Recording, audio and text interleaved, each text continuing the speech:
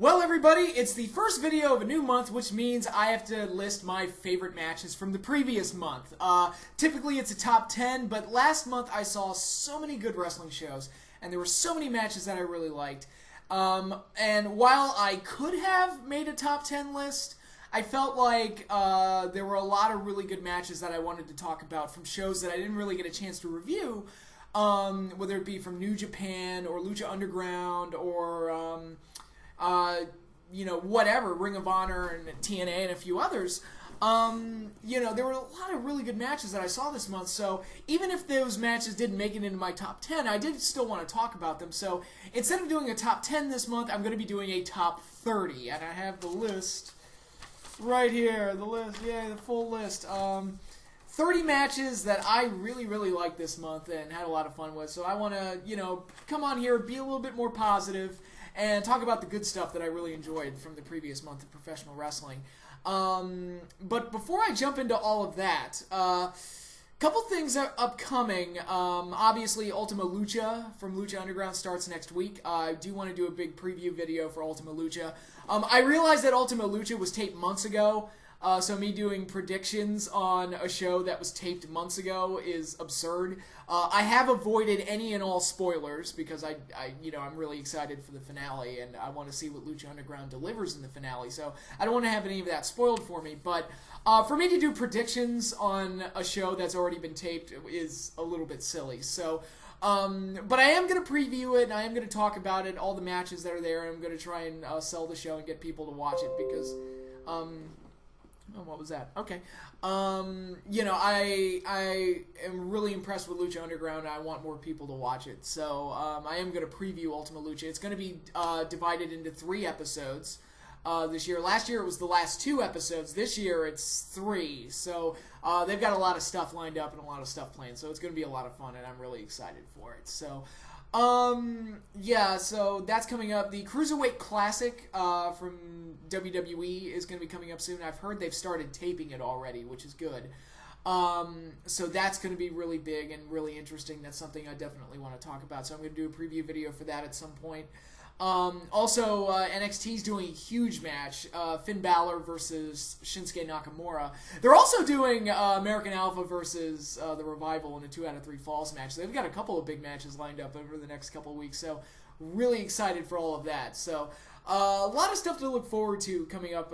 Maybe I'll end up doing another top 30 match list in July. Who knows? Hopefully that doesn't become a monthly thing. Oh no, what a problem that is to have. It's like there are too many good matches. But yeah, so a lot of interesting stuff coming up. And I also want to start doing my Star Wars review, so hopefully I can get my first one up sometime in July as well. So like I said, a lot of stuff to look forward to, but I do have an announcement to make as far as the future of this channel and my video content. I recently got accepted to a new job, hooray, I'm really excited about this new opportunity. It's going to mean more money for me, which is really cool, because you can never have too much money to pay for certain things. So yeah, I'm really excited about the new job. I start on July 25th. Now, what this means is, at my current job, the one that I'm leaving, I work 10 minutes away. The office I work at is 10 minutes away from where I live. So, I'm able to get to work and come back from work fairly quickly, which gives me a lot more time to film videos because I'm not on the road for, an hour, hour and a half, driving in rush hour traffic getting home. And for those of you who live in the D.C. area, you know what the Beltway's like. You know what it's like driving into D.C. And I actually, for this job, actually, I drive away from D.C., so I always see the traffic going towards D.C., and it's always backed up to hell. But the major change, though, is that this new job, I'll be working in Crystal City, Virginia, which means my commute just got a lot, longer. I can metro all the way down to Crystal City, so I won't be on the road the entire time, so that won't be a problem. But still, I'm going to be on the metro for at least an hour a day. to and from, so 2 hours a day. So that's going to cut into the amount of time that that frees me up to film videos. Also, I don't know what my workload is going to be like as far as this new job goes. Maybe I'll be working a similar workload to what I do at this current position. Maybe it'll be less. Maybe it'll be more. I don't know. Will they call me in on the weekends like this current job has been doing? I have no idea yet. I don't start until the 25th of July, so it's kind of a touch and go situation at the moment. So what I'm getting at is that I may have less time to film videos, the way this works out. Because if I'm going to continue watching all of the wrestling that's out there, well, with the draft coming up, and I mean, once the draft starts, I'm going to have to get back into the habit of watching SmackDown regularly. But,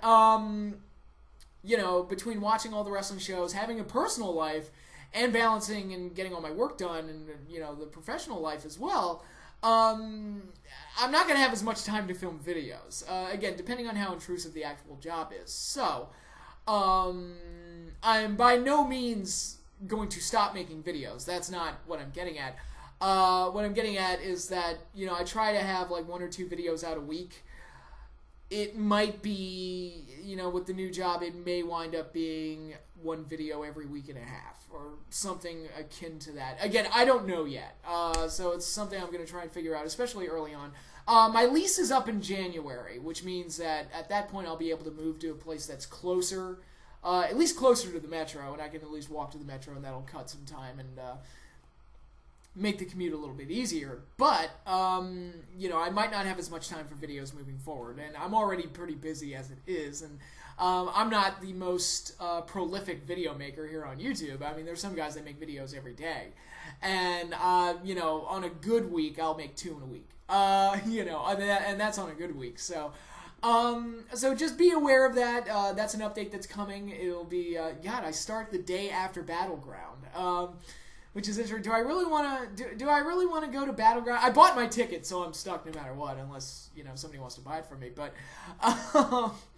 I'll be, do I really want to stay up till midnight, at a WWE event, then getting home, and then get right back up at 5:30, and then head on back down to Crystal City, Virginia for my orientation. So, that's going to be tough. That's going to be tough, but I'll do it anyway. It's, I don't get to go to WWE pay-per-views that often, so it'll be a blast. I'll enjoy it. So that's something I just wanted to make sure you guys were all aware of that. So if the amount of content that I produce suddenly drops in August, you'll know why. That's exactly what's going on.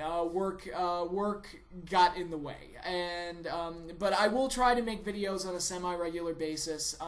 It's just I don't know what kind of impact this new job is going to have on me being able to produce videos. May have to readjust my schedule a little bit, but I definitely want to keep making videos.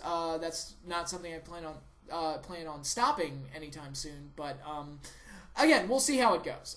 It's just one of those things we're just going to have to figure out as it comes. But, now that I've gotten all that bullshit out of the way, let's do my top 30 match list. 30 matches. Let's go. Okay, number 30. From Slammiversary 2016, a TNA match. Trevor Lee defending the X Division Championship against Andrew Everett, DJZ, and Eddie Edwards in a Fatal 4-Way match. We see these type of matches a lot with the X Division where they'll just throw a bunch of guys out there and tell them to go out there and have a spot fest, and typically it's an opener. The X Division ain't what it used to be. It's not like it was in the days of the AJs, the Joes, and the Daniels, and the Jerry Lynn's, and the Low Keys, and those guys. Those matches were not only these high energy, high impact, action-filled matches, but they were also treated like main events, and they were treated like matches that you wanted to go out of your way to see. Here, it's like, okay, now they're just kind of spot monkeys in the opening match, kind of like what the WWE was doing with their Cruiserweight division in, like, the mid-2000s, where it was just there to fill a spot. That said, as far as that type of match goes, this was a better one than what we normally get. I thought a lot of the action was very good. Trevor Lee is showing me more and more the more I watch him. Obviously, that match that went an hour and 40 minutes that he had a couple months ago was pretty impressive. I think I think the 4 guys went out there and maybe they felt like they had something to prove, and they knew that they were kind of in a, kind of a bad position, just kind of stuck on, kind of on cruise control as far as where the X Division currently stands. So they wanted to go out there and have a really hot opener for TNA's big pay-per-view, and I felt like they delivered. I felt like it was just a nice, solid, hot opener between 4 guys that are great athletes and just got it done. And Eddie Edwards ended up winning the title, so you got a big title change out of it too. So I'll give that match the number 30 spot. Number 29, 28, and 27 are all from the same show. The Lucha Libre World Cup, which was something I heard about. It happened earlier in the month, very early in the month of June, and I heard about the event, and I saw some of the teams that were involved with it. They had some TNA guys on there. They had a team TNA. It was Ethan Carter III, Tyrus, and Eli Drake. And I have to say, you've heard me praise Ethan Carter III before. I think Eli Drake has something too. I think there's something to that guy that's like, that guy's... He's kind of a natural on the mic, and he carries himself really well, and he knows how to adjust when things don't go right, like at Slammiversary when he slipped and fell and kind of made it work for him, rather than just stood there like a deer with, like a deer caught in the headlights and he didn't know what to do. So yeah, I like that they included TNA guys. A bunch of Lucha Underground guys were on there. There was a Team Lucha Underground with Mundo, Chavo, and Cage, which is weird because all 3 of them hate each other, at least in the storylines in Lucha Underground. And Mil Muertes was on this really weird-ass team with Rockstar Spud. And the Team AAA, it was Pentagon and Tejano, who are also Lucha Underground guys, and they were paired up with Psycho Clown. So yeah, just a nice... different array of talents. Also, a bunch of Japanese talents were thrown in as well. The men had their own World Cup event, and the women had their own series of World Cup matches. And overall, it just made for a fun show. If I had to compare it to anything, it kind of reminded me of like the old school Survivor Series, like the early Survivor Series, like the 88, 89, 90, 91. Where the main appeal was seeing all these weird teams that got made up and seeing all these personalities mixed together that you don't normally see mixed together. Like, let's go into the 3 matches I enjoyed.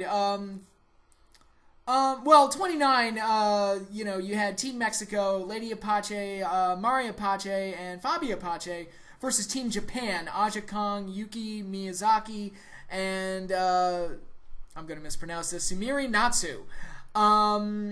Just a really good array of talent, really good match. What really captured my attention was Aja Kong was in it, and I remember seeing her I already referenced it, from a Survivor Series in 1995 where she beat Alundra Blaze. And that match was weird because it was Bertha Faye's team and Alundra Blaze's team, and it was all Japanese talents. So nobody in the States had any idea who any of these girls were, but of all the Japanese talents they brought in, Aja Kong really stood out. It was like, holy shit. She was like the female Vader. And I was really excited that the prospect of Aja Kong sticking around and doing something with the women's division and, taking the title from Alundra Blaze and doing all these things. And the women's division disappeared immediately after that. We never got to see Aja Kong again in the WWE. And I was like, God, why? You get something cool and then you throw it away. But it really made my eyes light up when I saw Aja Kong was in this World Cup event, because I didn't know she was still working. I had seen some of her Japanese stuff after the Survivor Series match, but I didn't know she was still working. So I was really surprised to see her, and she looks like a brick house. It's like she's still a brute, beating people up, and that's always a lot of fun. So just to see Aja Kong and Team Mexico and Team Japan squaring off in the finals of the Women's World Cup event was pretty cool. I thought it was just a really cool match, and really I just marked out for Aja Kong throughout the whole thing. So it gave me something to invest in because I was familiar with one of the talents, and it sucked me in, and then I got to see all these talents really go out there and impress and put on this really exciting match. And I should also state that the rule structure for these matches was that they were all trios matches. In fact, for both nights of the Lucha World Cup event, all of the matches were trios matches except for this Battle Royal where all the teams that lost in Night 1 went out and had a Battle Royal in Night 2.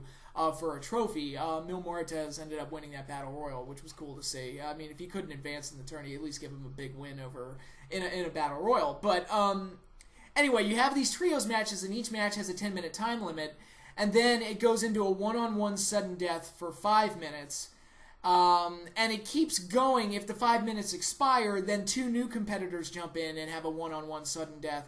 And it just keeps going like that until eventually you have a winner. So it created a lot of nice, like, marathon-style matches where the opponents kept changing and you kept getting all these unique pairings and all this other stuff. And it ended up making for a fun series of matches, I thought. So 29, it was my 29 was Team Mexico versus Team Japan in the Women's World Cup Finals.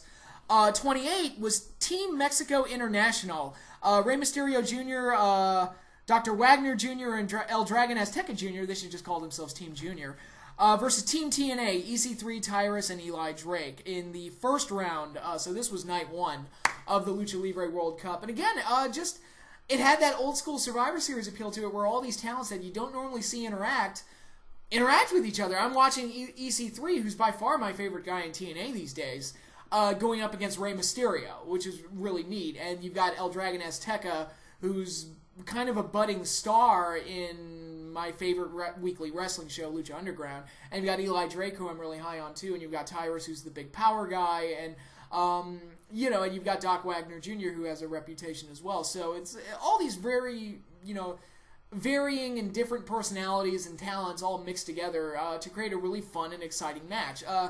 Mysterio's team ended up winning, which was no surprise, but again, it was just a fresh, exciting match between a bunch of guys I don't normally get to see work together, so it was a lot of fun. And my favorite match from the Lucha World Cup event was actually the finals. It was Team Lucha Underground, Johnny Mundo, Cage, and Chavo Guerrero versus Team AAA, Pentagon, Psycho Clown, and Tejano. And I liked how the Lucha Underground team was kind of positioned as the heels, because they were all like the American Lucha Underground guys, and you had Team AAA, which were like the Mexican guys. So, yeah, it actually, and of course, like I said, Team AAA had Pentagon and Tejano in it, so it was really like a big Lucha Underground finals, at least from my perspective, given the wrestling that I watch on a weekly basis. So, yeah, it was a really, really nice match. Of course, it went into the sudden death period, and you got to see Pentagon and Johnny Mundo interact, which was cool. Psycho Clown, who I'd never seen before, was pretty colorful, and I liked watching him. A lot of cool stuff going on. The babyface team, Team AAA, had the match won several times. Like Tejano powerbombed Chavo off the top rope, but time expired. Pentagon had the win at one point, but time expired. And eventually it caught up to them. Team Lucha Underground won the Lucha Libre World Cup, and Dario Cueto was with them and bragging all the way. So that was even better, that Dario got to have like to showcase himself during this event too. And Melissa Santos was actually one of the ring announcers too, which is it's always great to hear Melissa Santos, and it's even better to see her because she is beautiful. She is beautiful, but in so many ways, and she's so talented at being a ring announcer too. So it's like she's really, really good. And I like Lillian Garcia too. Just to make sure everybody calls me. I like her as a ring announcer too. But yeah, so the Lucha Libre World Cup 2016 I thought was a really fun show. I really liked it. Nothing on there that I would say was like a match of the year contender or anything like that. But overall, it was just a fun format, fun show. That, like I said, kind of gave me those old school Survivor Series type of feels, and that's a good thing. So moving right along, number 26 from Ring of Honor Best in the World, Steve Corino versus BJ Whitmer in an unsanctioned fight without honor. This was a match that had been built up forever, to the point that I had actually gotten sick of the feud. I was like, oh my god, can we please just move on from this? I didn't think the match was ever going to happen, because it felt like BJ Whitmer got hurt at one point, and then Steve Corino announced that he had to have his neck fused, and probably meant the end of his in-ring career. So I assumed that the match was never going to happen. But it eventually did. We get it here at Best in the World. Now, typically, to be honest, BJ Whitmer is not one of my favorite guys to watch. I think he's kind of boring. And Steve Corino, he's a guy that's at the end of his career. So, you don't really know what to expect out of a match like this. But with so much buildup and so much animosity and so much hatred built between the two guys, you would think that that would be enough to carry it, and they would be able to go out there and have this nice, violent match that would serve as a payoff to the feud. And for the most part, they delivered. It could have been better, but it also could have been a lot worse. And they did some things that were pretty brutal. The one that really got me was when Cuerno broke out the rubbing alcohol. And obviously it's not real rubbing alcohol, because goddamn, there's no way. But, he poured it into BJ Whitmer's open cut. And, which just seems so sadistic and brutal to do something like that. And, they bled, they beat the crap out of each other, they put each other through tables. So you got like a nice, brawling, hardcore match out of it. The ending was kind of a kind of thing where Kevin Sullivan interfered and helped BJ Whitmer win. I don't necessarily have a problem with BJ going over, but I just felt like... having Kevin Sullivan get involved was kind of just shoehorning another element onto the story. And I was like, I felt like with this type of thing, it would have been nice to have it just, with all that build-up, it would have been nice to just have a straight-up finish and just let it be clean, whichever way you want to go. But overall, for a match that I went into with fairly low expectations, I thought that they delivered for the most part. And delivered a solid match, way better than I would have ever expected. So, yeah, I did enjoy that match. Number 25, Johnny Mundo, Jack Evans, and PJ Black defending the Lucha Underground Trios Championship against Rey Mysterio Jr., Prince Puma, and El Dragon Azteca Jr. from the June 1st episode of Lucha Underground. This was a rematch from the week before where Mundo, Evans, and Black had actually won the Trios titles from Mysterio, Puma, and Azteca Jr. And this was the rematch, and... overall, just another really good match between the two teams. I thought the first match they had was better, but this match was still solid, still action-packed, and ended on a disqualification when Prince Puma got a little bit too... his dark side came out a little bit, and obviously that helped set the stage for his match with Rey Mysterio, which will be taking place at Ultima Lucha Dos. So it set up some storyline things and also provided a nice action-packed rematch out of it as well. So overall, entertaining match. 24, Asuka versus Nia Jax for the NXT Women's title from NXT TakeOver The End. I said it in my review of NXT TakeOver. I thought the match was pretty good for what it was. I wish it had been more of a kind of a Smash Mouth type of match because Asuka is believably tough and a believable badass. So I had pictured the match being something like both women knocking the crap out of each other. Instead, what we got was kind of a carbon copy of what Bayley and Nia Jax did in London, where Nia Jax basically just dominated, and Asuka had to gain the advantage through submission wrestling and kind of basically fight the entire match from underneath, like an underdog. And I was like, I felt like I kind of saw that match with Bayley, and that style of match works better for Bayley because Bayley is kind of the constant underdog in her matches. Whereas Asuka, like I said, is believably tough, a believable badass. I think she's the type that could go up to someone like Nia Jax and just believably beat the crap out of her. So, I wish the format of the story of the match had been better, but overall, it was still entertaining. I thought it was still a pretty solid match. I like that they have Nia Jax work as an actual big talent. Like, they actually use her size to help put the matches together. They don't just have her go out there and do really athletic things like jump off the top rope and do all these other things. Like, no, just let her be big. And let her, just let her use her size, and you can tell compelling stories that way. And I thought the match turned out fairly well. Asuka has been really good ever since she came to TNA. Came to NXT and has been a major addition to the roster. Excuse me. Nia, was a little green when she started, but she's getting better and improving with each match. So, overall, I thought the match was entertaining. It was good. Asuka kept the belt, which was fine by me. So, overall, solid stuff. All right, number 23. Shocker to everyone who has watched my videos. You know that I'm not the biggest fan of the Young Bucks, so this next entry is going to surprise you. Kenny Omega and the Young Bucks versus Moose and War Machine in a Tornado Rules 6-man tag from Ring of Honor Best in the World 2016. Now, why do I like this match, and why am I so critical of all the other Young Bucks matches? I'm critical of their matches because they make almost zero attempts to adhere to the rules of tag team wrestling, where they just go out there and do a bunch of spots, and they just go out there and just, they don't keep track of who's the legal man. They just go out there and bounce all over the place and hit their Meltzer driver and all their, their spots, and they'll super kick people 8 billion times and whatever. It worked in this match because it was a Tornado Rules match, so they don't have to tag in and out. So their complete disregard for the rules actually enhances the match because there are no rules, at least not in the traditional sense of tag team wrestling. So it allowed all 6 guys to go out there and kind of bounce all over the place and provide this nice action-packed match without completely spitting in the face of tag team psychology. It was like, no, it made sense within the rule structure of this match. And I was completely fine with that. And it was, at the end of the day, it was a nice, entertaining, action-packed match. Young Bucks matches, they do a lot of the same spots, so if you've seen one, you've kind of seen them all, but again, I'll praise them this time for making a match that actually made sense from their usual style. It was actually good to see them put on a match that actually made some kind of sense, so they get a thumbs up from me for that.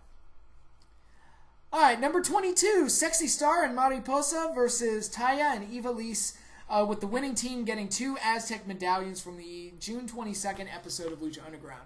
On this particular episode, all of the Aztec medallions were on the line. And for those of you who don't know, the Aztec medallions in Lucha Underground, there are 7 of them, and they make up the Gift of the Gods Championship. So everybody wins, 7 competitors will win 1 medallion each. And then those 7 competitors will compete for the Gift of the Gods Championship, which can later be cashed in for a Lucha Underground World Heavyweight title shot. So it's basically the Money in the Bank Championship. And this tag match was on this show to determine the final 2 medallion holders, and it was a nice match that was a little violent, a little crazy, had some brawling in it, and what I liked about it was that both teams were made up of enemies. You had Sexy Star and Mariposa, who beat the ever-living dog shit out of each other in that No Mas match that they had a few weeks back, and they have to work as partners here, and that feud boiled over and carried over into this match, where it almost cost them their inability to kind of work together. And then you have Taya and Ivelisse, who have ties going back to the trios title situations, and this was also a continuation of their feud where, they were in the 6 to Survive match for the title shot at Ultima Lucha, and they ultimately, Taya ultimately eliminated Ivelisse from that match. So they kind of have a feud going on that's actually going to carry over into Ultima Lucha Dos, where they're going to have a match. So this match was it was used to reference the past feud with Sexy Star and Mariposa, but also used to continue the feud between Ivelisse and Taya, and you had these 2 teams made up of enemies, which Dario Cueto admittedly loves to do, and here they are fighting for a prize that they both want, which is the Aztec medallions. Sexy Star and Mariposa ended up getting the victory, so they will move on to the Gift of the Gods Championship match, while Taya and Ivelisse are left hating each other and ultimately get their match at Ultima Lucha Dos. So, solid booking, consistency with the characters, interesting dramatic dynamics on display. The prize that was at stake actually mattered and meant something, so a bunch of stuff going on here. It was just booked really well, and it made for an entertaining main event through an entertaining episode. Number 21. Pentagon Jr., Fenix, Johnny Mundo, Taya, Ivelisse, and King Cuerno versus Prince Puma, Rey Mysterio Jr., Sexy Star, Son of Havoc, The Mac, and Tejano from the June 8th episode of Lucha Underground. And in this particular match, the winning team, there were 6 people on both sides, and the winning team would move on to the 6 to Survive match, the match I just referenced. And the winning team would move on to that match and compete against each other for the Ultima Lucha title shot against Matanza. So, but this was kind of the beginning of determining a number 1 contender for the Lucha Underground Championship, this 12-person tag. And it was really entertaining, a lot of action, a lot of different characters on display. You had Son of Havoc and Ivelisse working against each other after they had been Trios champions, and their whole situation carrying over from Season 1. You had the Taya Ivelisse situation, starting to bubble over here. You had Prince Puma and Rey Mysterio and their budding feud coming to a head and ultimately helping to set up their match at Ultima Lucha. You had Pentagon making his return to the temple and breaking Chavo Guerrero's arm so he can get into this match and ultimately wind up winning the 6 to Survive match to get the title shot against Matanza. So a lot of stuff was accomplished in this match. And again, it helps when you have plans for your characters and you have an idea of where they're going to go after this match. And I felt like they had a plan for most, if not all, of these guys after this match. So, 12 characters on display, and they had plans for all of them moving forward. And it set up an even bigger match, which was the 6 to Survive, which in turn set up the main event for Ultima Lucha Dos. So again, there's a lot of cause and effect, characters, dramatic elements, and all this other stuff going on that made the match really interesting and a lot of fun to watch. And number 20, Kushida versus Will Ospreay for the IWGP Junior Heavyweight Championship from New Japan's Dominion. Dominion 2016. Now, Dominion was one of my favorite shows of 2015. I love that show. That was a terrific card. The 2016 show wasn't as good, but still pretty damn good in its own right, and there were a lot of solid title matches.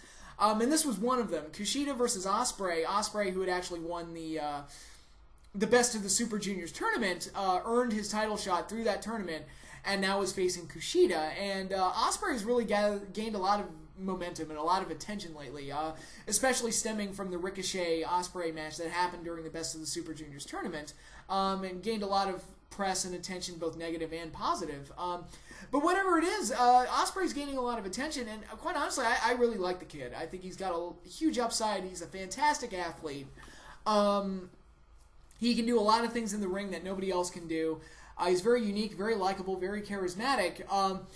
My only knock on him is that he's young and a little inexperienced, and I think that spot festy aspect is still ingrained into him, and he needs to kind of work past that and put together better paced and better, more psychology-filled matches. But he's doing really well for himself right now, and I think he's got a bright future ahead of him. He just needs to grow and develop, much like AJ Styles back in the day. Because I remember thinking a lot of the same things about AJ Styles. Like, man, this guy's terrific, but he's got to work on a few things. And look at what he's doing now, and look what he ultimately ended up becoming in TNA and New Japan and in WWE right now. So I think sky's the limit for Ospreay. I think he's got a huge future ahead of him. He didn't win the title here, which was a little surprising to me. Kushida's great and everything. I just thought that with the hype surrounding Ospreay, I thought maybe they'd take the plunge and put the belt on him. But as is, it was a really good title match. Kushida kept the belt, and keep your eyes on Will Ospreay because that kid's got a bright future. Number 19, Jeff Hardy versus Matt Hardy in a Full Metal Mayhem match from Slammiversary 2016. For those of you who've been watching TNA, the recent developments in the Hardy feud have been interesting. Let's say interesting. We'll say interesting. I'm still not entirely sure what to make of Matt Hardy's broken character. Whether is it a joke? Is it supposed to be funny? Is it funny because it's so terrible? I don't know. It's really weird. I can't really put my finger on it. Excuse me. And to be perfectly honest, I'm getting kind of sick of these two working with each other because they had a cage match after this, and they're gonna have another match for the rights to the Hardy name, and it's like, good lord, is this feud ever gonna stop? I feel like I've seen them work with each other in every type of match conceivable that TNA can do. I don't know what else there is to do with them at this point. So, but the Full Metal Mayhem match was their big pay-per-view showcase grudge match. And I felt like it delivered. It got, the intensity of the feud was on display, and you got a lot of crazy spots with ladders and tables and all sorts of other things. And it made for a nice, intense grudge match. That was a highlight of the pay-per-view. And there's not really a whole lot else to say other than that. For a feud that didn't really click in a lot of ways, and for a series of matches that I'm not really that interested in seeing anymore, I thought this match turned out pretty well, in spite of all of those things. And it made for a nice pay-per-view outing for TNA. So, kudos to both Hardys on that one. Number 18, Samoa Joe versus Finn Balor for the NXT title in a steel cage match from NXT TakeOver The End. The Samoa Joe Finn Balor matches, to me, are kind of in that they're good, not great category, their match in London, I think it was. Yeah, the London match was perfectly fine. It was a perfectly suitable main event. I enjoyed it. It was fine.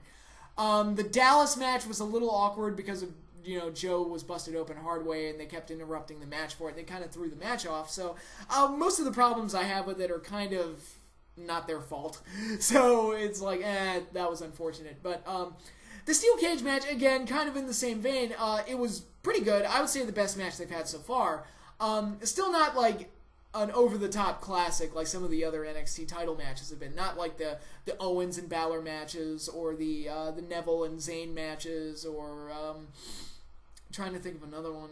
Those are the best ones they've done, I think. But yeah, it was a good, perfectly good, fine main event, and it was a steel cage match, first cage match that NXT has ever done, which was even better. Made the match feel even bigger, and you got a couple of really big spots out of it, namely the top rope muscle buster. And the swing blade off the top, too, was pretty sick. So you got some good action out of it. The intensity was lacking at some points, especially considering how this feud was built up as being so intense and how they hated each other. I don't feel like the match entirely captured that, but again, you got some good action out of it. You got some good, some really cool spots out of it, and Samoa Joe won and wound up the better of the two. In the feud, and now we've got Balor versus Nakamura to look forward to, which looks like it might be Finn Balor's final NXT match. So we'll see how all that plays out. But overall, it was a good main event to a really good TakeOver special. Number 17, also from Dominion. Sorry, I lost my thought. Okay, also from Dominion. Yuji Nagata defending the Never Openweight Championship against Katsuyori Shibata, a rematch from their previous Never Openweight Championship where Nagata beat him for the title. This was another really good, hard-hitting match. Old man Nagata can still go and put on good matches. The two went out there, suplexed the fuck out of each other, hit the fuck out of each other, and just had like a very nice, hard-hitting match. It was a bit similar to their previous encounter, so it's not as good, but it was still a pretty good outing between the two. Shibata won back the title, so Nagata ended up not having it that long. But I thought the finish was pretty cool, actually, where Shibata put him out with a sleeper hold and then pinned him. I was like, oh, hey, the sleeper hold worked the way it was supposed to work and the way it's designed to work. Crazy psychology there. Holy psychology, Batman.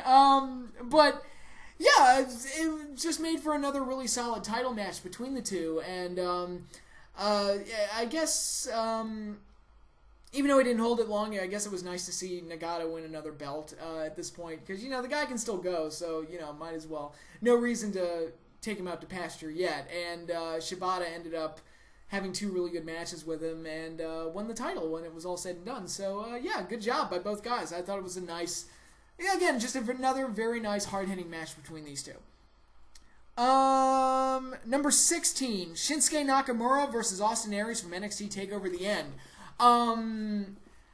I felt like, and I said it in my review, I felt like they were trying to recapture the atmosphere of the Zayn Nakamura match from Dallas. I don't think they quite accomplished that, but it was still very good. I thought it was, again, all of the positives of Nakamura were on display, and Austin Aries is a nice opponent for him, so while it didn't quite have the atmosphere or the satisfaction of the Zayn Nakamura match, it was still really good in its own right. It made for a nice kind of secondary main event match on this particular TakeOver special, and I really enjoyed it. So, and it set up Nakamura for his showdown with Finn Balor, because now it's like, all right, he beat Zayn, he beat Aries, now he's going after Finn Balor, and that will ultimately, I would hope, lead to a title match with Joe. We'll see how it all plays out, but excuse me. So yeah, Nakamura, second TakeOver special, he's 2 for 2. Had another really good match. And continuing right along to number 15, Ethan Carter III versus Mike Bennett from Slammiversary 2016. This feud that they had been having was really the best feud that TNA had going into Slammiversary, with Mike Bennett being the first one to defeat EC3 via pinfall, and EC3 going through a road to redemption to ultimately earn another match with Mike Bennett, and they have this big burn-off match at the pay-per-view. And I thought they delivered a pretty damn good match. Mike Bennett and Maria have both been good additions to TNA, I think. I think they've really livened up the product at least a little bit. At least any problems with TNA are not their fault. Let me just say that. We'll put it that way. And Ethan Carter III, the more I watch him, is like, the dude can play heel, the dude can play babyface, he's a natural on the mic, has a good look. What the fuck did WWE not see in him? Like, these are guys that are so obsessed with the look of the wrestler and whether or not they can have any kind of crossover appeal, and whether or not they can carry themselves really well. And to me, Ethan Carter III, Derek Bateman, has all of those things, and they have just they throw him away. I don't get it. What did you guys not see that what do you guys know that I don't know? Please tell me, because I just don't understand how anybody can look at somebody, a performer like EC3, and let him go. And he's shown it in TNA. It's like, dude, he is the guy that is... he's the best part of the show and has been for the last couple of years. And whatever problem anybody has with TNA, EC3 ain't one of them. That guy is great and deserves a lot of praise for that. And I thought him and Mike Bennett had a really good match. Nice closer to the feud. Where it looked like EC3 might lose again, but ultimately he came through and defeated Mike Bennett and got his big babyface victory, and now it looks like he's going to be moving up into more of the title picture, possibly into a feud with Drew Galloway, before getting to Lashley. So, yeah, I was impressed with the match. I'm impressed with both guys. I like EC3 a lot, obviously, if you can't tell. And, once again, EC3 came through and did really well. So, I just don't understand how WWE let him go. I just don't. He's a guy. Could you imagine what he could be doing in WWE right now? I mean, oh well. Number 14, Kyle O'Reilly versus Kushida from an episode of Ring of Honor television. This was, okay, the match that these two had in the finals of the Best of the Super Juniors tournament was one of my favorite matches from last year. I think I ended up having it in my top 10. It was an absolutely amazing match. Hard-hitting, action-packed, dramatic, wonderfully put-together match. That was one of the most exciting, dramatic matches I watched last year, and I just loved every second of it. This match that they had in Ring of Honor TV was nowhere near as good as that. Nor could it be. There was just no way it could possibly be as good. But it was still a pretty good match for television. I thought the best Ring of Honor TV match I've seen in a while. And yes, I do watch Ring of Honor TV at least as often as I can, if not every week, at least 3 episodes a month. I do try to keep up with it, and I try to watch it as often as possible. I mean, hey, if I can watch TNA Impact on Pot TV for 2 hours where they show nothing but that 70s show ads, I can, go to Ring of Honor's website and watch their show too. But yeah, I thought Kyle and Kushida went out there, had a really good match. They were the main event of that particular episode. And they had this one spot where Kushida countered into an armbar through... There's no way I can really describe it because it was so like one of a kind, odd, that I don't know if any description I give to it can do it justice. But basically, Kushida was standing outside the ring, and Kyle O'Reilly was on the apron, and Kyle O'Reilly was trying to jump at him, and Kushida slammed him through an unfolded chair that was set up. He slammed him through the chair and locked in an armbar, and it looked insane. And if my description doesn't do it justice, go check out the match and see if you can come up with a better one, because that's it was such a super cool spot was really really insane that I was like, well, I'm not going to forget that anytime soon for sure.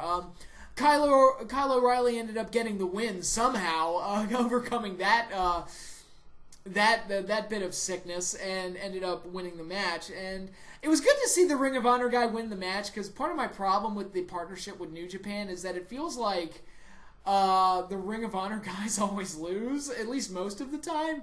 And I'm like, what kind of a partnership is this where your guys are always putting over their guys? And it just on Ring of Honor TV and in Ring of Honor pay-per-view. So it's really strange to me that most of the time the New Japan guys win.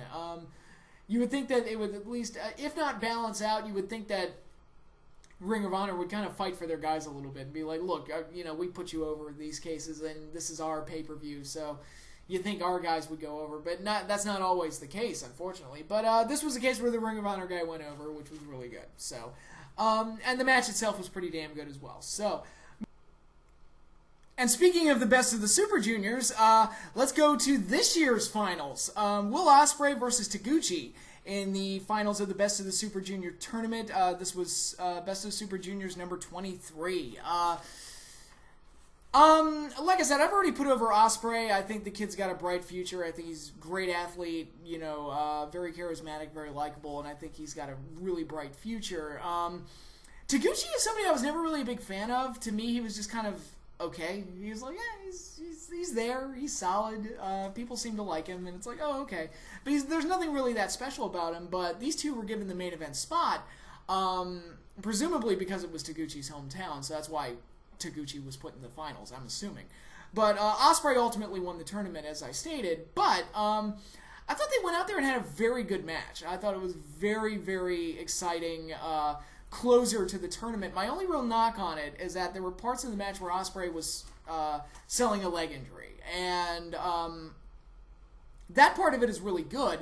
The problem is that later in the match he started doing all of his corkscrew fancy stuff that requires two legs. It was like, okay, so are you selling the leg or are you not selling the leg? It's like, can you make up your mind here? And it's, again, it's those things that Ospreay needs to work on moving forward, the psychology and the logic and putting things together and the pacing and all that other stuff. And actually, at one point, he did a springboard move on one leg, which to me was a great way to make the injury part of the story, but also put over his athleticism. I wish he had done more things like that, and really, that would have made the match a lot more fun to watch. But as is, I thought it was a very nice match, a very nice closer to the tournament, and Ospreay won to the surprise of no one with all the attention he's been getting. It's like, yeah, let's give it to this guy. He's really pretty hot right now. But really good match from Taguchi as well. Again, a guy I've never been that impressed with, and I thought he did really well with Ospreay, and they had a really nice match together. And again, it was the closer to a tournament. It set up the Kushida-Ospreay title match at Dominion, so it had a lot of big implications and big impacts, and hopefully it means bigger things for Ospreay down the road. Number 12, Drago and Aerostar versus Jack Evans and PJ Black in a nunchuck match from Lucha Underground's June 8th episode. This match on paper looks ridiculous, where it's like, alright, so the four guys are fighting each other in a nunchuck match, where nunchucks are legal. I was immediately getting flashbacks to the kendo stick match between Steve Blackman and Droz from an episode of Raw in 1998, and if you don't remember that match, good. It's stupid and terrible and was one of the worst matches in Raw history. Thank God nobody remembers it. But I immediately started to get flashbacks back to that match. I'm like, okay, the nunchuck match sounds cool, but it could also be a disaster. So we'll see how it goes. And this rivalry had actually been building all season long with Jack Evans getting a victory over Drago and bragging about it, calling himself the Dragon Slayer, which eventually led to Drago trying to get revenge on him, which then led to Jack Evans getting PJ Black to help him fight off Drago, and then Drago eventually got Aerostar to help him, and they had that amazing backstage fight where they all brought out nunchucks, and Aerostar time traveled to present day to help his friend Drago. It's like, it's all fucking crazy, but it's so great. And the fight they had backstage was incredible, and I was like, there's no way that the match they have would work this well. And much to my surprise, it worked very well. It was a very entertaining, exciting match with plenty of comedy from Jack Evans, who's really shined as a personality this season. And, doing the air guitar and them actually adding sound effects for the air guitar in post. Which, again, one of those things that if any other wrestling show did it, it wouldn't work. But because Lucha Underground is structured the way it is, it works for them. So, it's just one of those things that they can get away with that makes it work all the better. And again, very entertaining, crazy match where they brawled all over the place and nunchucks were stored all over the temple. And They fought all over the place, and it really served as a nice payoff to this rivalry, while also serving as a stepping stone to the Trios title match at Ultima Lucha Dos, where it'll be Drago and Aerostar teaming with Fenix against the champions Mundo, Jack Evans, and PJ Black. So we've got even more to look forward to in the coming weeks. But for what it was, I thought the nunchuck match on paper could be completely ridiculous, and it turned out to be a really entertaining, really fun match between a bunch of talents that are fun to watch.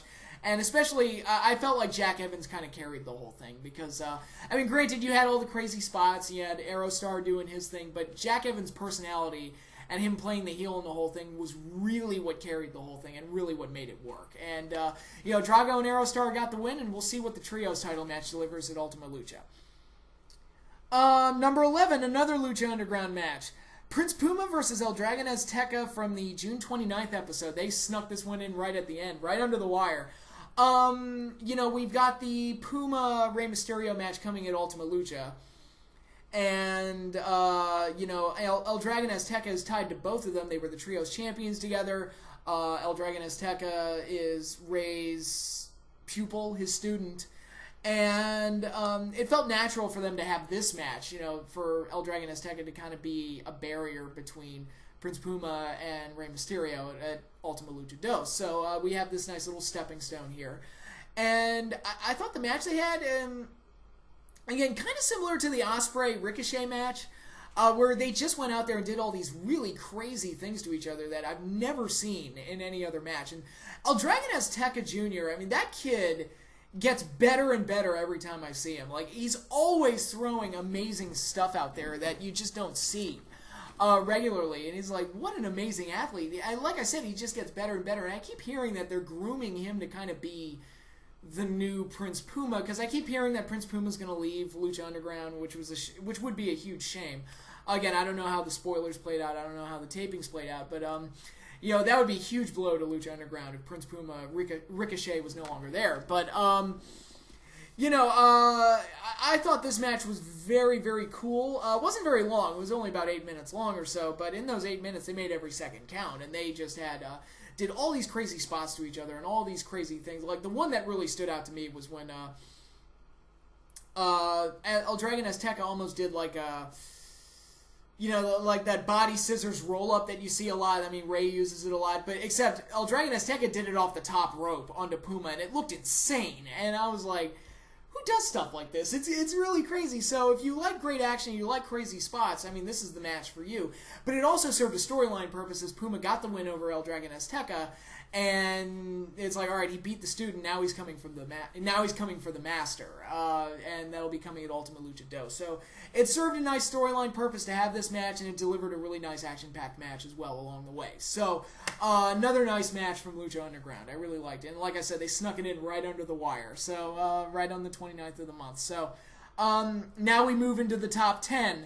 Number 10, Dean Ambrose versus Chris Jericho versus Cesaro versus Kevin Owens versus Sami Zayn versus Alberto Del Rio in a Money in the Bank ladder match at Money in the Bank 2016.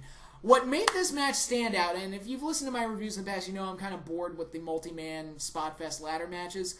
What made this one stand out, two things. One, the prize actually matters. As we know, the Money in the Bank briefcase is important and actually does have major implications. So it does matter who wins. And the other aspect that helped it stand out is the fact that it played out into the night's main event, the way the show actually ended. That was really cool. So the ladder match actually had major implications on how the show ended and delivered a really, really strong ending to the pay-per-view. And a huge shock as well. And, you know, it complemented all the crazy action in the match. It didn't feel as... And this match felt a little less spot-festy than most of the other ones. I don't know. This one seemed to flow at least a little bit better, and you have such great personalities. Like Zayn and Owens, like looked like they were legitimately trying to kill each other in there with some of the spots they did, and again, which is good, which builds into their feud, which is still going, and their existing history. You know, you have Chris Jericho and Ambrose who hate each other from their recent rivalry. You've got all these other things. Cesaro, who always does crazy things in there. And it just made for, you know, the match itself had all the action you would expect out of a match like this without being too crazy. But also, like I said, delivered on major storyline implications later on, so that makes it more memorable and more important in the long run. So, yeah, I like the Money in the Bank ladder match this year. Number 9, Drew Galloway versus Bobby Lashley for the TNA World Heavyweight Championship in a submissions or knockouts only match from Slammiversary 2016. Like I said, I actually enjoyed Slammiversary this year. It was a solid pay-per-view outing from TNA. Not everything on the show worked, but the big matches definitely did, and I thought the main event was the best match on the show. It had a big fight feel to it. I thought the gimmick was actually used to complement both men's styles, particularly Lashley's. And Drew Galloway played the underdog really, really well as the guy that's kind of fighting out of his element. And Lashley was right at home in this style of match with submissions and knockouts only. And ultimately, Lashley won the title, as he should in a match like this. And yeah, I thought both guys delivered really, really well and put on a much better main event than I initially expected. And like I said, it was nice to see a main event match do as well as it did. That wasn't just a false finish fest, and they were able to create drama while complementing the gimmick, and again, make the match feel like it was a really big main event match. So I thought all around, Slammiversary delivered a pretty solid show, and I thought the main event in particular was really strong. So I was really happy with that. Number 8, another pay-per-view main event. Jay Lethal versus Jay Briscoe for the Ring of Honor World title from Best in the World. Unfortunately with Jay Lethal, I think he's starting to get to a point, and I like Lethal a lot, and I think he's been great for Ring of Honor, but he's starting to get to a point where he's kind of beaten everybody, so it's like, all right, what's next for him? I mean, where do you go with him? Because now he's facing Jay Briscoe again, and he beat him again. So it's like, all right, so who's going to beat Lethal for the belt? Because I can't think of anybody that's like, in line to take it. Maybe Adam Cole, now that he's joined the Bullet Club. Maybe, God, I don't know. It just feels like Lethal's beaten everybody. So I don't know how his title reign is going to play out, unfortunately. But I thought this main event match, while not as good as the one they had last year, was very good. And a lot of crazy stuff in there. And you had that one moment where, in the first match they had a year ago, Jay Lethal hit the J Driller on Briscoe, and then hit the Lethal Combination for the win. This year, Jay Briscoe hit the Lethal Combination and then hit the J Driller, and you thought, it immediately clicked in my brain, is like, oh my god, Briscoe's going to win the title, and he's going to do it the same way Lethal beat him the year before, but no, Lethal kicked out. But you had that moment there where I just kind of, like, I stood up out of my chair, I was like, oh my god, Briscoe's going to win the title, and that part of the drama was very, very good, and I really liked that. So, overall, it made another really strong main event out of these two, while, not as good as the one they had last year, but still pretty good. A nice sequel, to say the least. Jay Lethal ended up winning again, retaining the title, and now I'm kind of left to figure, it's like, alright, who's ultimately going to face him for the title and win? I guess we'll find out later, but, overall, really nice main event and a strong main event for Ring of Honor. So, nice ending to their Best in the World pay-per-view event. Number 7, also from WWE Money in the Bank, AJ Styles versus John Cena. Now, there's plenty of stuff to nitpick about this match.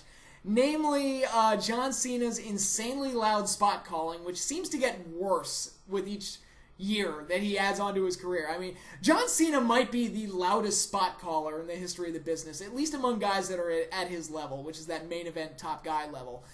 I wasn't a huge fan of the ending because they did the whole thing where AJ signed the contract that the club would not be there, and the club ended up playing a role in the finish anyway, which I predicted was like, the club's going to interfere anyway, and sure enough they did. But, it's those type of things that makes things not matter. So it's like they can do things on TV and say it's going to be this way, and then at the pay-per-view it turns out the way that they said it wasn't going to be. So it's like that, and that's why people don't care. But when you say things. But all that said, I mean this pairing had a huge big fight feel to it. This is a pairing that people have been talking about for years because AJ's always been the anti-WWE guy. He's always been like the top guy outside of the WWE, at least since in the post-2000s era, the post-Monday Night War period, AJ's been that guy. And there's always been talk of him, what it would be like if he worked with major stars from the WWE. And Cena's name always comes up because he's John Cena and he's the top guy and he's the guy that WWE pushes down everybody's throats. So, it had a big fight feel and a great atmosphere from the crowd to have AJ Styles work with Cena in this match. And I thought they delivered a very good big match type of event. And AJ Styles got the win, which I obviously marked out for. Even if I wasn't happy with how it happened, I was like, nope, AJ got the win. It's in the record books. And even though I'm going to Battleground and AJ's probably going to get fed to Cena in the rematch, because that's how that typically works, I can enjoy it for now. That's the stance I'm going to take. So yeah, for being a big match with great atmosphere, I'm going to give this match a huge bit of props, overlooking some of the flaws, and give it a high spot on the list because of all of that. Number 6, another main event. Tetsuya Naito defending the IWGP World Heavyweight Championship against Kazuchika Okada from New Japan's Dominion 2016. Again, another strong match between these two. Very, very good. Really liked it. Some of the stuff they did towards the end got a little crazy, especially with Naito kicking out of the Tombstone Rainmaker Clothesline combo, because I'm like, fuck, who else kicks out of that besides somebody like Tanahashi, So it's like, it helped elevate Naito a bit to get to that kind of top 4 position that he should be at now since he's the champion, but helped solidify him in that spot a little bit more. So yeah, they had another great match between these two. My only real knock on is that Okada won the title back, and it felt like Naito didn't really have the belt all that long. So to me, I was a little disappointed. It's like, I would have liked to have seen Naito hold on to the belt and just keep things fresh, because he was a fresh pick, and he was, a nice change of pace for New Japan, them needing something different after losing Nakamura and AJ. And maybe the Bullet Club, how much can you really do with the Bullet Club at this point? Because it feels like they've done kind of everything. So, I wish they had kept the belt on Naito, but as is, I thought the match was very good and very well done, and another strong main event from New Japan. Number 5, the Monster Matanza Cueto, defending the Lucha Underground Championship against, they call him, Cage. He's not a man, he's a machine. This was from the June 1st episode of Lucha Underground. This was just a cool fucking match. I make it no secret, I like big guys, I like powerhouses, and I like brutes. I like powerhouse brutes, and that's what you really have with these two guys. I mean, Cage is very athletic and can do things that a lot of other guys his size can't do, but at the end of the day, he is a fucking powerhouse. I've heard some people call him Lucha Lesnar, and that's a pretty good description of him. And the monster, Matanza Cueto, ever since he's come on the scene, he's pretty much destroyed almost everybody he's been put in the ring with. The only ones that have been able to match him are guys like Mil Muertes and Cage, who are big powerhouses that can match his strength. And I think this is probably the best match Matanza's had ever since he became a character on the show, at least in front of the temple in a wrestling capacity. And they just had a really cool fucking match where they just beat the shit out of each other and did all these cool suplexes and hit all these big moves on each other and just threw each other around and hit the fuck out of each other. It was just a really cool fucking match. And Matanza actually had to fight through adversity a little bit to get the win this time. So it kind of illustrated the blueprint to beating Matanza might be just having somebody as strong and as powerful as he is in the ring with him. And sooner or later, that's going to catch up to him and he's going to get beat. Obviously he won the match here to set up Lucha, the Ultima Lucha main event with Pentagon down the road. And it feels like Matanza's kind of beaten everybody at this point, so it makes me wonder if Pentagon's going to eventually, beat him at Ultima Lucha, but we'll see. But yeah, this type of match, it kind of reminded me of when the New England Patriots were on their undefeated run, and the only teams that really, they were so dominant, and they beat so many guys and so many teams easily. The only teams that really put up any kind of a fight were the Indianapolis Colts, who had Peyton Manning at quarterback, and any team with like a really strong defense, like the Philadelphia Eagles almost beat them. The Baltimore Ravens snatched defeat from the jaws of victory and should have beat them. And obviously the New York Giants, who almost beat them in the last game of the season and then ultimately did beat them at the Super Bowl. So a really strong, hard-hitting defense seemed to be the blueprint to beating that particular, seemingly unbeatable New England Patriots team. And that's kind of like the vibe I was getting from this match, where it was like, even though Cage lost, it was like, all right, it's going to take somebody like Cage to match Matanza and ultimately beat him. But ultimately, I did enjoy this match. I thought it was very good, very exciting, nice World Heavyweight Championship match from Lucha Underground, and another entertaining match from this very entertaining show. Okay, and we're getting towards the end here. Number 4, Roman Reigns defending the WWE Championship against Seth Rollins, and Seth Rollins defending the WWE Championship against Money in the Bank cash-in person, Dean Ambrose. All of this happened at Money in the Bank, WWE Money in the Bank 2016. I put the whole thing as one match, because to me, the whole thing was the main event. It was the Roman-Seth match, and then the ensuing Money in the Bank cash-in that happened afterwards. So to me, I just counted it all as one thing. Obviously very shocking, obviously very exciting. You also get the major historical point that all 3 members of the Shield held the WWE Championship on the same day, which is actually kind of neat. That's a neat little historical point there. Dean ended up winning his first title. Roman ended up losing the title clean to Seth. Seth had completed his journey to getting back the title, only to have it snatched away from him by Dean. Then there's also the implications of the Roman Reigns suspension, which, I've already talked about that. But all of it was very interesting, very cool how it played out. And the match between Roman and Seth was actually pretty good. I thought Seth looked pretty good in his return, so hopefully it's a sign of things to come that Seth is really back to top form, because he looked really good here. So, very exciting match, obviously a very exciting conclusion, and a great way to close the show. So, moving right along, number 3, from New Japan Dominion 2016, Kenny Omega versus Michael Elgin for the IWGP Intercontinental title in a ladder match. Prior to this, I don't think I'd ever seen a Japanese ladder match, or like a ladder match on a Japanese show. I'd seen a ladder come into play, but I don't think I've ever actually watched a ladder match on a Japanese show. So this was very interesting to me. It's like there's not a whole lot of firsts, but I thought it was a very entertaining match. Kenny Omega kind of playing the Shawn Michaels and taking all the big bumps and doing all the cool stuff, and Michael Elgin just playing what he usually does, just play a Mack truck that runs through people and slams them all over the place. It made for a very entertaining match. The outside interference didn't bother me that much, because with the Bullet Club, that's something you kind of have to overcome to ultimately beat them. So that's kind of been the way they've been booked. So the Young Bucks getting interfered the entire time and all of that other stuff, I was fine with it. But you got a lot of crazy spots out of it, of course, and it was nice to see. It was nice to see a ladder match that started off with them trying to fight each other to see who gets the ladder first. Like I said, that doesn't happen nearly enough now. They just jump right into the match and grab the ladders and go to town. This one, they actually built some drama over whether Omega or Elgin would get the ladder first. So that was cool to see. You had that one spot where Elgin powerbombed Omega off the ladder through 2 tables that did not break and looked nasty, sounded nasty, and short ride, bad landing for Kenny Omega, but it made for a very sick spot, a major highlight of the match. And overall, I thought the match was very entertaining, very exciting. And like I said, it was nice to see a ladder match in front of that type of crowd. It made for kind of a different feel and a different experience to what I'm normally used to.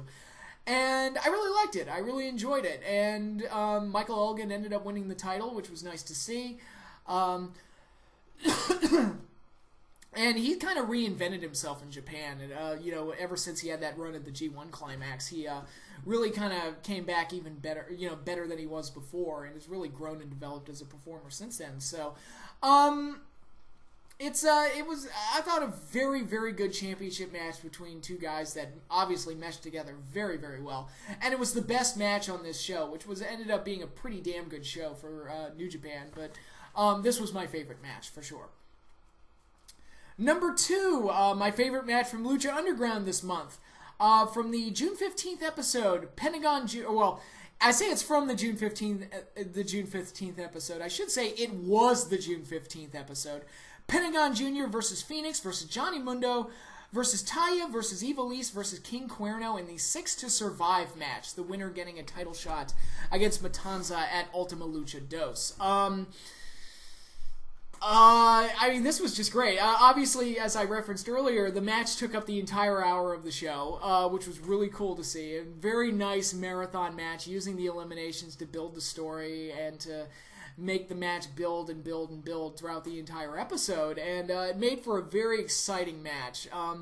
That, again, got some character play involved with Taya eliminating Ivelisse, setting up their feud. Mil Muertes returned to the temple and attacked King Cuerno and cost him the title shot at Ultima Lucha Dos, furthering their feud and their build-up. You had Fenix, who's got an issue with Johnny Mundo for beating him up backstage and costing him a trios title shot. So their whole situation, they're tied to each other, and they're going to be in the trios title match at Ultima Lucha Dos. And you have Pentagon, who made his return the week before in the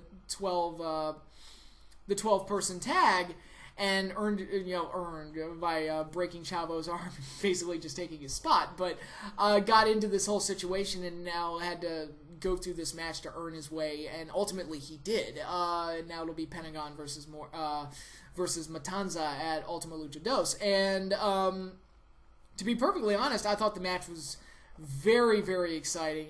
It had all the action that you would expect out of a match like this, but like I said, it also had the character and story developments out of it too. And the real highlight, the main highlight for me, especially when it came down to Mundo, Pentagon, and Fenix, was where the action really kicked into gear and got excellent. And then when it got to Pentagon and Fenix, then everything just got insane, where, I know both guys are brothers, and, brothers typically tend to work well with each other, if Brent and Owen are any indication. And they really tore it down. I thought they did a fantastic job and had a nice, outstanding closure to what was already an exciting match, and they just took it to a whole nother level. And Fenix has been a top guy for Lucha Underground ever since he showed up. Pentagon really came on strong in the second half of Season 1, and he became a major player in Lucha Underground, and this was just two big top guys for the promotion, just being excellent and working really well with each other. So, very exciting match.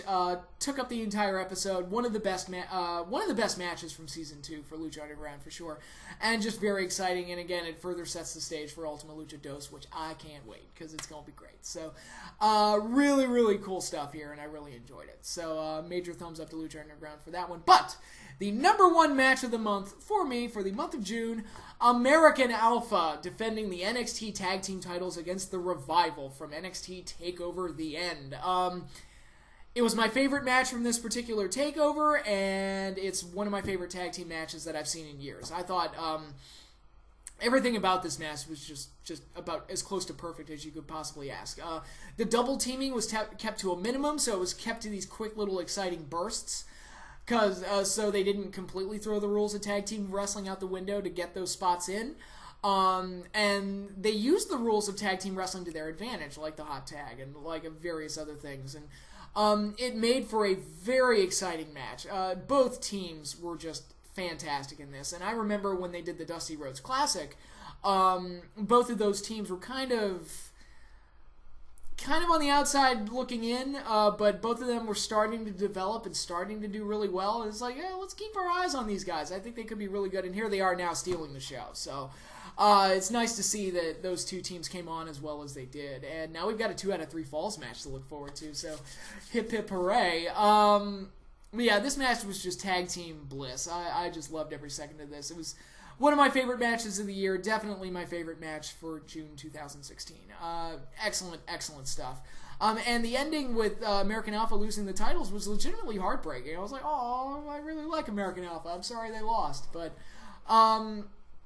it's good. They made me feel things. It's good to feel things. I like to feel emotions when I listen to and I watch my stories, okay?